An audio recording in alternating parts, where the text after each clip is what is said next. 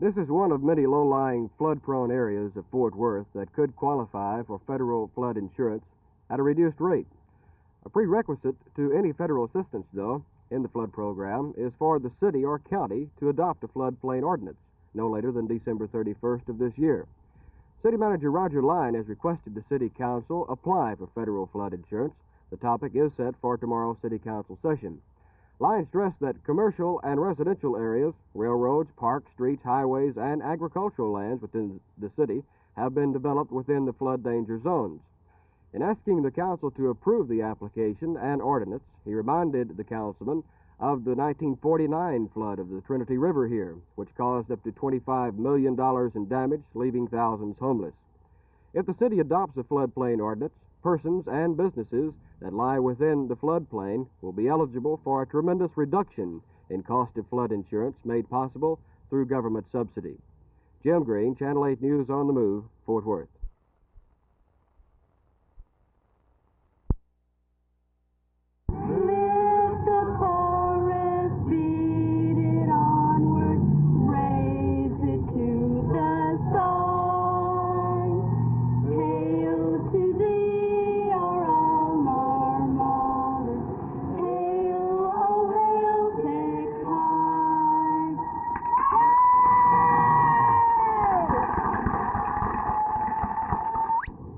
And it's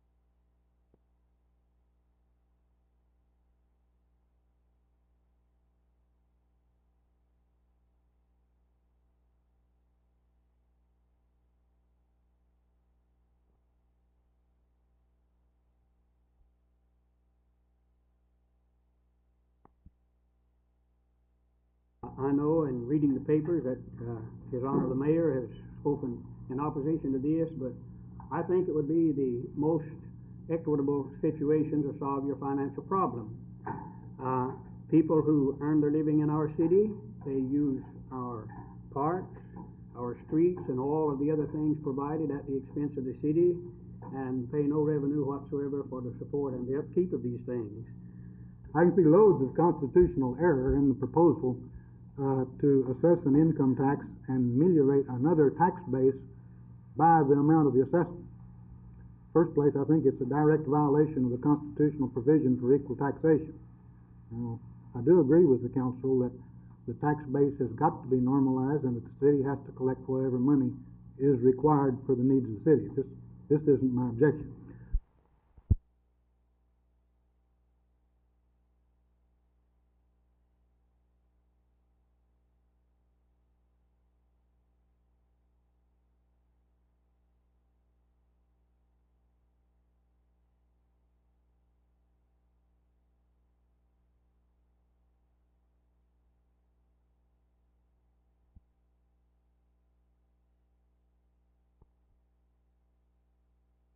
Chuck, it's almost a cliche question, but you always want to ask any rookie in his first year in pro ball, how's it gone so far? It's pretty tough. I wouldn't lie to you. It's a lot tougher than I expected. Of course, you know, college football is played by quite a few people, young men across the nation, but pro football's not close to it. It's quite a bit rougher than college football. When you say tough, are you talking about the intellectual aspects or the actual physical portion of the game? Well, really both. It's complicated. I know our offense here is extremely complicated. The only way that I've been able to keep up is just by studying the plays and trying to keep up on it that way. But then again, I can't overlook the physical aspect because physically it's tougher too.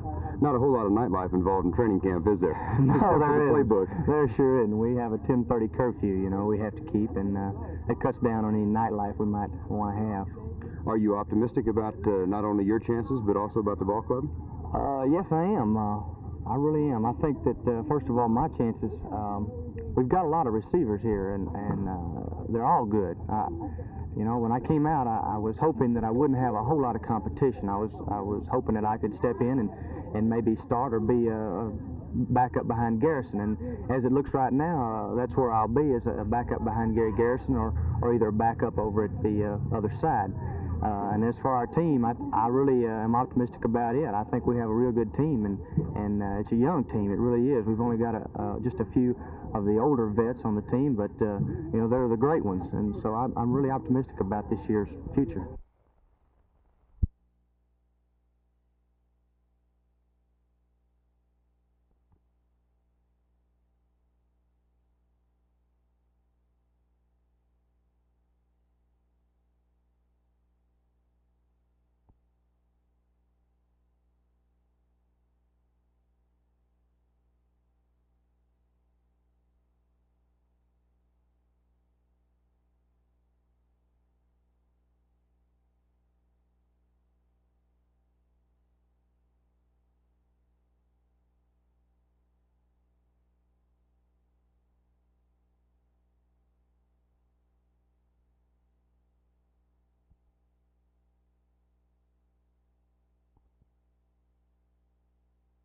That we have studies which indicate we currently have 80,000 vehicles a day on the Dallas-Fort Worth Turnpike.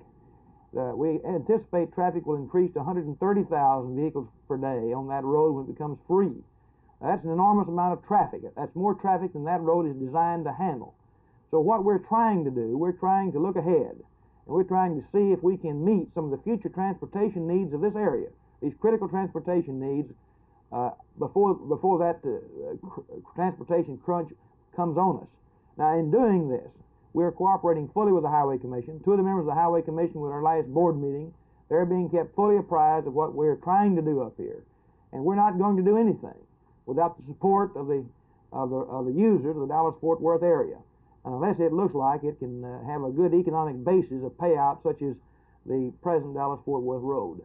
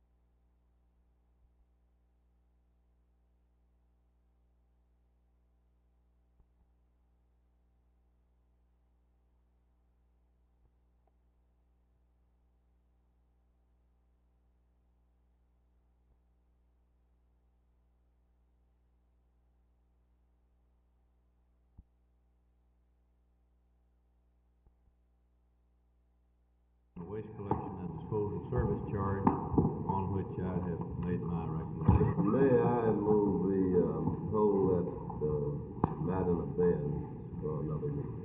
Second motion. All in favor? Aye. Opposed?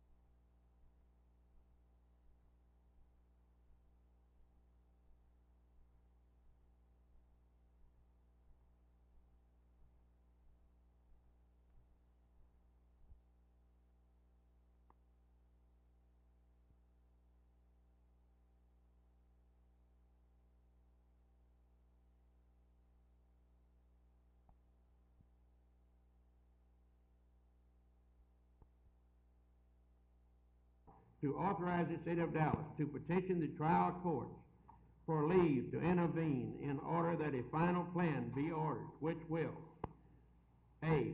Eliminate any vestige of a dual system of education. B.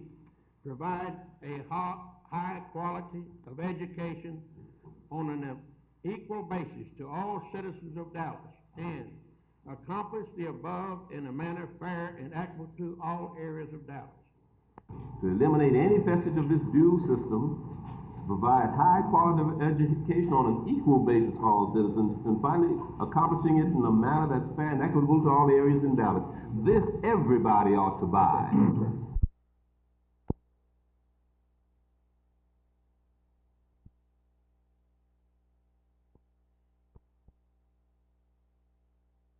I will continue to represent our case to the administration and to the agencies responsible, and try to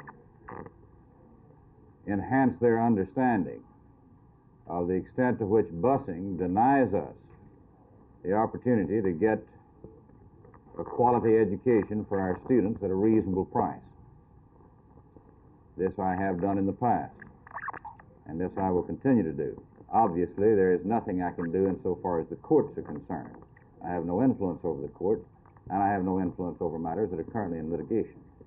Senator, there's been a lot of talk in the area in reference to the fact that the Supreme Court is now a body that just does not have any checks and balances. Can you comment on that? It's totally unresponsive to the popular will, and in my estimation, it's far too liberal constructionist. Now, I will say I think that the character of the court has improved somewhat with the Berger and Blackman appointments.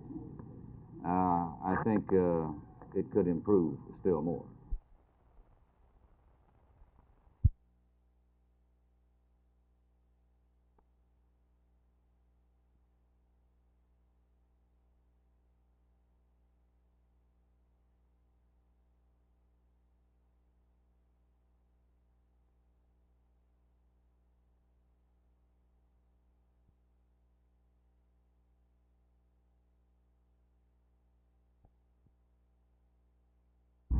Several Internal Revenue Service employees have a new idea. They'd like to wipe NARA on and wipe their president out. The NARA I'm talking about is the National Association of Internal Revenue Employees, meeting this week in Dallas at the Fairmont Hotel. Just 4 years ago, this group decided to hire a full-time president of their organization. They paid him $24,000 a year. Now this year, meeting here in Dallas, 6 others want that job, taken away from incumbent Vincent L. Connery. There's handshaking going on around here at the hotel. Placards, buttons, and handbills are here, but officials are hoping to keep them at a minimum. We don't know who will win, but you'll find out on Wednesday. This is Dean Angel waiting to see just who Nair wipes in as president.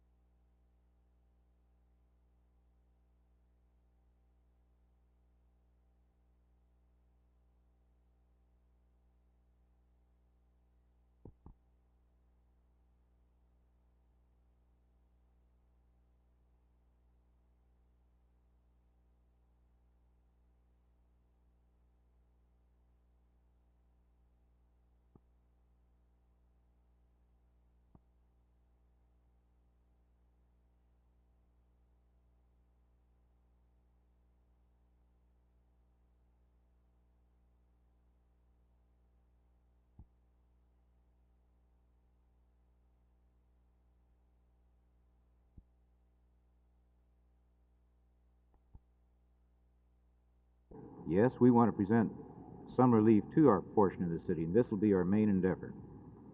What is your problem? Well, we feel that it's an unfair presentation to our children to have to attend 5 and 6 different schools in their final 5 and 6 years of schooling. We feel that the busing in this section of the city is unfair. There's the question of safety involved. Large number of students, we just don't think that it's a good presentation.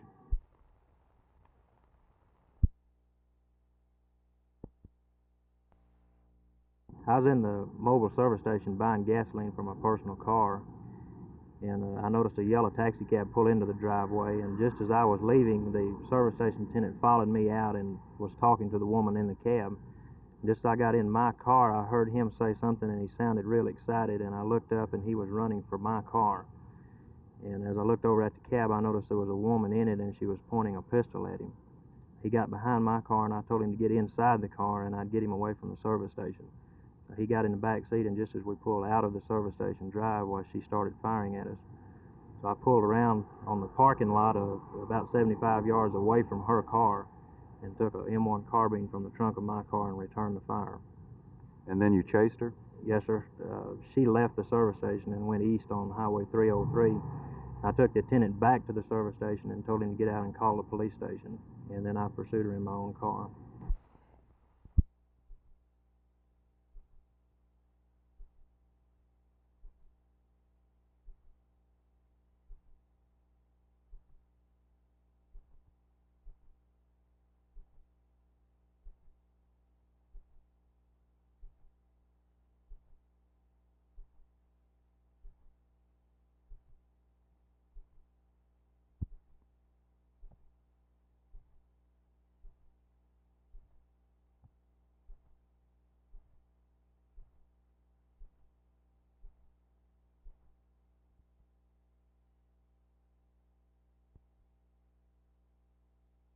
Sure does, Vern. I think this is the first time we went into a season with the same identical line in several years now.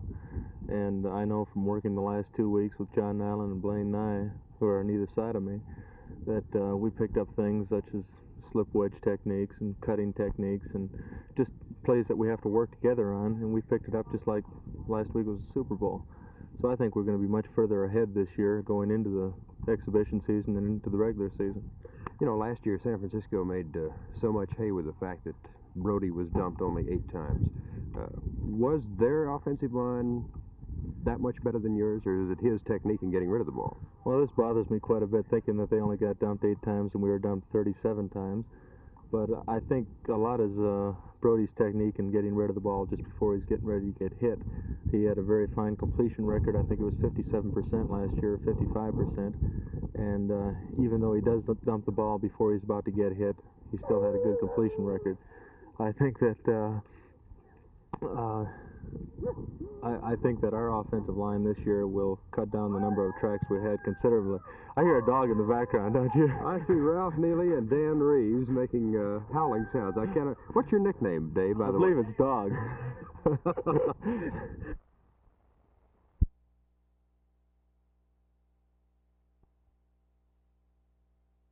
You see, there are 26 million black people in this nation. They work every day, pay their taxes, keep the kids in school, shop for bargains as other people do.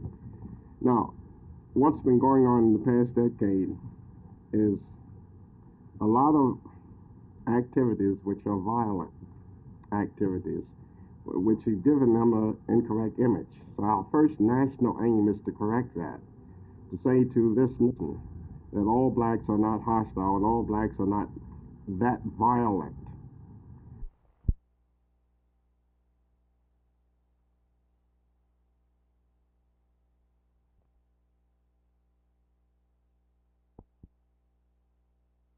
One of the things we were concerned about in the crime picture of July of 1970 was, why do we have this very sharp rise in July and really during that period of time reach a peak for the year in terms of crime? And in analyzing this situation, we found that the crime of burglary was one of the things that really had more to do with this than any other one category within the crime index offenses. So we were determined to try to find out what we could do in order to cut that peak off, and our efforts were directed mainly toward the category of, or the crime of burglary, and daytime residential burglaries is one of the, that was one of the parts of it that we studied very closely, and we feel like the efforts of the police in deploying personnel more effectively, with the help we're getting from citizens and a number of other programs we have underway, had some effect on a lesser number of burglaries occurring in July of this year than we had in the same month last year.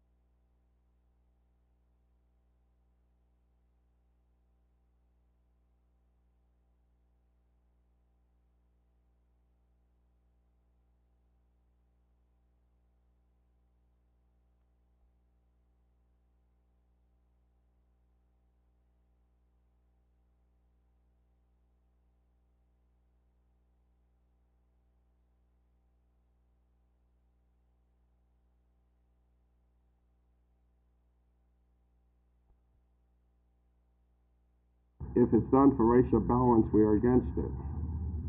Now, if it's done because there is a student who has the desire to pursue an education, and for example, if he wants to be a biologist, and he has those facilities are not available in his own area, then we are for it. I've seen busing for racial balance in Milwaukee, Wisconsin, and I observed walking through the public school there that they still had segregated classrooms. On one side they were all black, and on the other side were white. Well, it's every other classroom. The classes themselves were not integrated, but these kids, white and black, were bused from extreme districts of the city. So if it's for racial balance, we're against it. Do you believe black schools don't give the quality of education that white schools do? I would say a few years ago when Thurgood Marshall presented the matter to the Supreme Court, this was very true. In recent years, it is not true.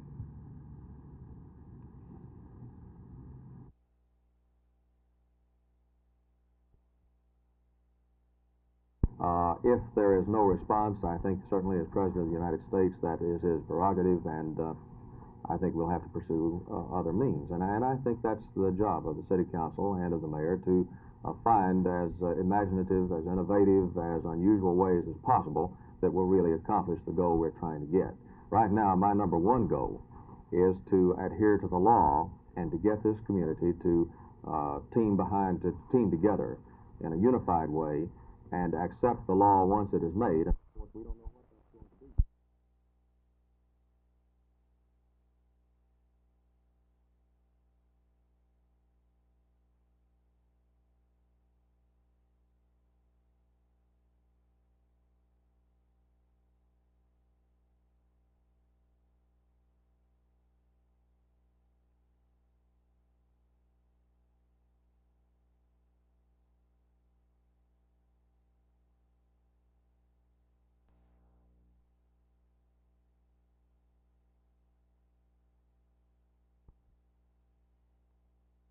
The mayor of the city of Dallas, Wes Wise, has asked the President of the United States to sit down with him in the city of Dallas sometime next week and talk about the busing situation as it now exists or may soon exist in the city of Dallas. The mayor made the announcement today, but he was careful to point out that he had begun his negotiations with the White House prior to Monday's city council meeting, at which the council passed a resolution asking the mayor to arrange a meeting with them and the president as well. Because of the interest in the answer from the White House, we asked the mayor to come by the studio this evening and talk with us. Mr. Mayor, what do you think the President of the United States can do about busing in the city of Dallas? I don't know what he can do specifically in the local situation. I think that's what perhaps an audience with him might ascertain. The question really is, what can he do nationally? And what can I do in explaining to him what the situation has been in the local community that might help him to make certain decisions. You apparently don't think he knows how the people feel about busing. I have a very strong feeling, and I think many other Americans do, and it disturbs me, that he may be insulated to the point where perhaps the expertise is not getting into him from the way I express it is down on the ground.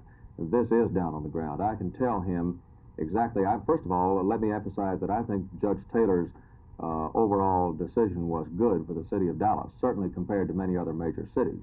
But this specific Southwest Oak Cliff situation is an instance that has caused turmoil in the community that I think should be related to the president. And of course, this is mirrored many times over across the South and Southwest.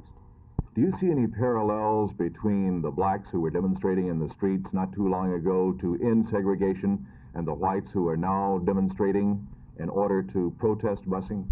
I think they're exactly the same, and I think they accomplish exactly the same, which is nothing. I think in many cases, the demonstrations that you see on the streets, the demonstrations on the steps of City Hall, tend to turn people off instead of on. Suppose the president decides not to meet with either you as the mayor of the city or with you and the city council. What then?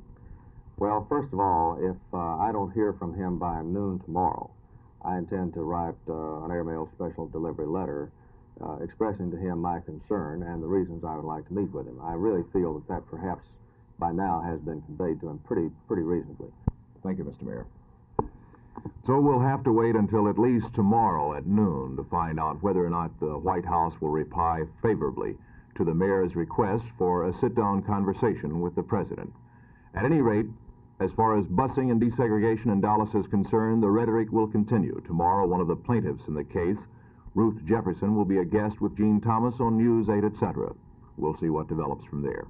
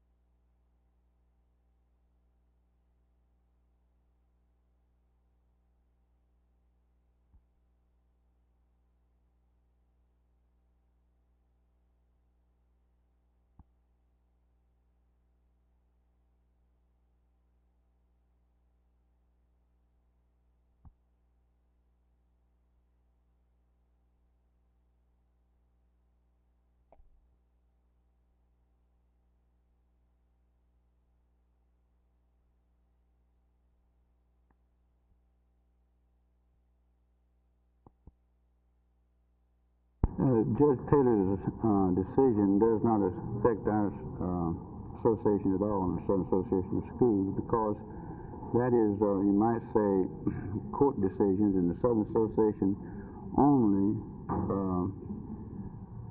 looks to and helps enhance a school program. In other words, we want to help the youngster in everyday school, and the membership of the Southern Association is not affected by court decisions and our cases. Well, do you think the needs of students are best served in a school that's 90% black? I wouldn't have any comment on that right at the present time at all.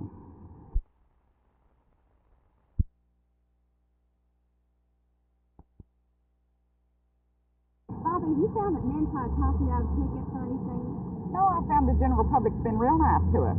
Have you found any handicaps being a woman on this particular job? No, not necessarily. What are your duties as a woman police officer? Write traffic tickets, parking tickets, direct traffic, give instructions to the public. Are you allowed to carry a gun, Bobby? No, ma'am, we have no weapon of any kind. But you haven't run into any obstacles yet? No, so far we haven't run into any obstacles. Bobby, what does your husband think about you doing this job? Oh, he thinks it's real nice. In fact, my children and my husband are real happy that I've taken this job.